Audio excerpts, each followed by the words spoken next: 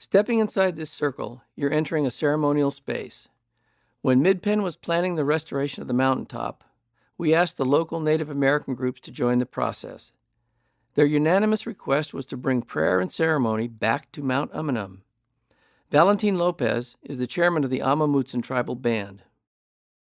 That's how our ancestors used it. My name is Valentin Lopez, and I'm the chairman of the Amamutsan tribal band. Our tribe is comprised of the descendants of the indigenous peoples that were taken to Mission San Juan Bautista and Mission Santa Cruz.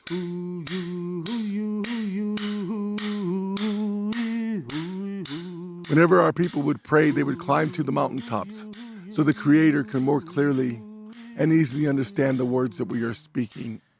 For the most important prayers, we would go to the highest peaks, and Mount Umunhum was the highest peak. So it was our most sacred mountain.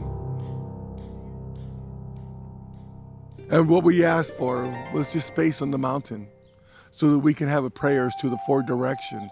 They asked what kind of place would we like, and we said it was important that we have a circle. That's how our people dance. If you look carefully at the stone ring, you can find the marks of the compass points. You entered this circle from the east. The east is important because the east is where the sun rises. And so we always enter the circle from the east. That gives us new opportunities because that's what we're hoping for, is a new beginning with our prayers. We would like Mount Umunhum to be a destination place for prayer for all people. It had been nearly 200 years since our people have been on Mount Umunhum. During that time, we experienced the mission period, the Mexican period, the American period. Our population was reduced by over 96%. So being recognized and being invited back to be part of Mount Umunhum is very, very important and very meaningful to our tribe.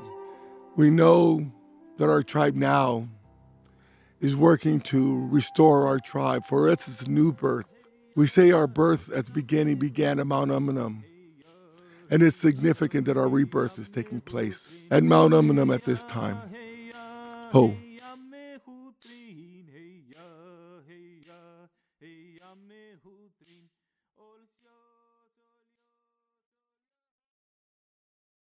Hanikane, hanikane, hanikane, hanikane. Mount Umunhum is significant to our people as it is the place of our creation story. Our creation story took place at the beginning of time. In the beginning, the world was covered with water, and as the water started to recede, the peaks of the mountains became visible or exposed. And then at Mount Umunhum, Creator brought eagle, hawk, and hummingbird to the mountaintop. And from there, he directed them to form all the life that we see today. He had eagle direct hawk to fly as high as he could and then dive to the bottom of the sea, grab the bottom of the sea with his talons, and then bring it up to the surface. And that forms all the lands that we see today. After that, another mountaintop had a special clay.